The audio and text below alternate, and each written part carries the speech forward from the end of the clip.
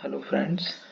मैं आज आपको एक ईमेल एक्सट्रैक्टर की एक्सटेंशन इंस्टॉल करके बताऊंगा, जो कि बिल्कुल फ्री है। और इसमें आपका जो आप बाकी ईमेल एक्सट्रैक्टर यूज़ करते हैं उसके अलावा उसमें थोड़ा जो आपका डाटा है ईमेल्स है उसमें प्राइवेसी का कंसर्न रहता है। इसमें क्या है कि ये जो एक्सटेंशन है ये आपके ही लैपटॉप या कंप्यूटर में इंस्टॉल होगी और देन आपका डाटा जो है वो कहीं भी लीक नहीं होगा। मीन्स जो भी आपका ईमेल्स का डाटा है वो आपके पास ही रहेगा। तो मैं स्टार्ट करता हूँ। देन ये मैंने एक्सटेंशन खोली, मैनेज द एक्सटेंशन में गया मैं, और ये लोड अनपैक खोला। एंड देन मेरी एक्सटेंशन जो मैंने सेव कर रखी है वो डॉक्यूमेंट्स में है। मैंने एक्सटेंशन का फोल्डर सेलेक्ट किया एंड देन ये मेरी एक्सटेंशन आ गई। अब मैं क्या करूँगा, अपनी जो एक्सटेंशन जो मैंने इंस्टॉल करी है उसको मैं पिन कर लूँगा। ठीक है, ये मेरी एक्सटेंशन जो है पिन हो गई है ये रही। ठीक है, उसके बाद मैं क्या करूँगा, मैं अगर किसी भी वेब कोई भी ओपन करता हूँ, जैसे HR मेल ID मुझे चाहिए, तो मैं जैसे ही HR मेल ID खोली मैंने, कोई भी क्रोम का पेज हुआ, इसने क्या है 15 मेल्स क्या है स्पेस से क्या है एक्सट्रैक्ट कर ली। अब इस पेज में क्या है कैरियर.ये भी है और IBM भी है, ऐसी मल्टीपल्स हैं इसके मतलब नीचे। तो ये क्या है ऑटोमेटिकली क्या है एक्सट्रैक्ट कर लेगा।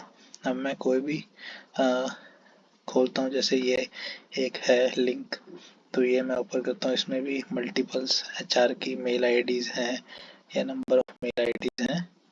तो ये ऑटोमेटिकली क्या इसकी क्या काउंटिंग हमारी क्या इंक्रीज हो रही है जो हमारे एक्सटेंशन की।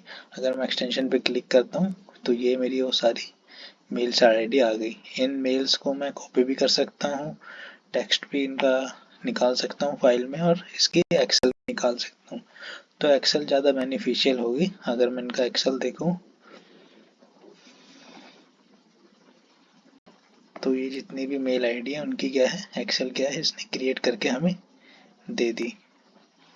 तो इस वाले ऐप में ये फीचर है मोस्टली कि अगर मैं इसको ऐप को अगर मान लो कि हमारा ब्राउज़र का विंडोज़ का पेज अगर क्लोज भी हो जाता है तो भी मेरी जो एक्सटेंशन की सारी ईमेल ID क्या है सेव रहेंगी।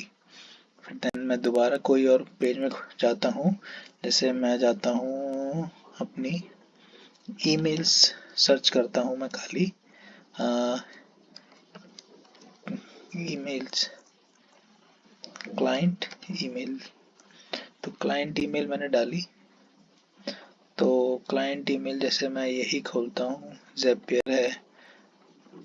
तो ज़ेपियर में क्या एक मेल ID इसने 80 था 81 हो गया, तो इसको यहाँ पे एक मेल ID कोई फाउंड हुई होगी तो इसने वो एक्सट्रैक्ट कर लिया ऑटोमेटिकली। तो इसमें तो इस वाले वेब पेज में इतनी मेल ID है नहीं। हम मैं डालता हूँ ईमेल लीड्स।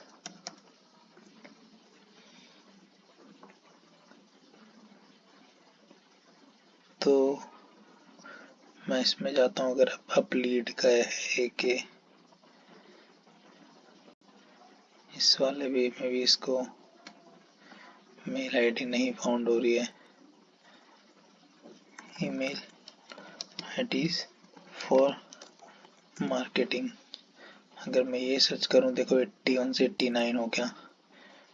तो अगर मैं 20 एलबे पर जाऊँ 89 ही है। और अगर मैं देखूँ इंडिया मार्ट पे अगर मैं जाऊँ तो यहाँ पे भी कोई मेल ID नहीं है।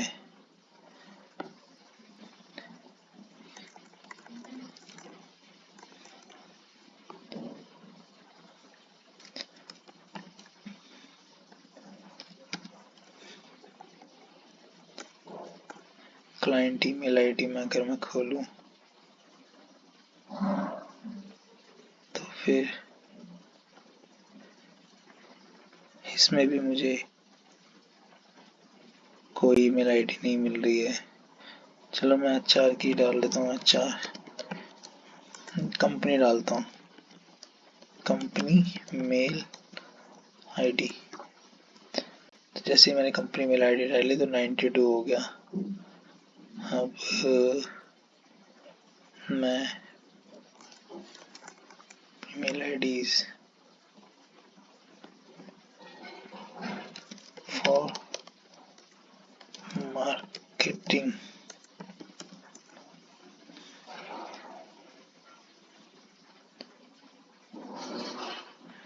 मेल चिंप में अगर मैं जाऊँ तो ये 92 ही है। तो ऐसे ही मैं आपको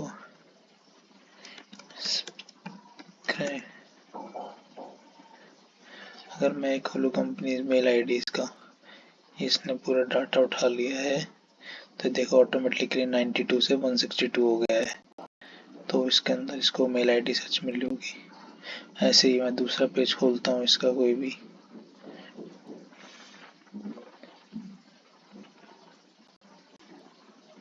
तो इसको इसके अंदर कोई मेल आईडी फाउंड नहीं हो रही है।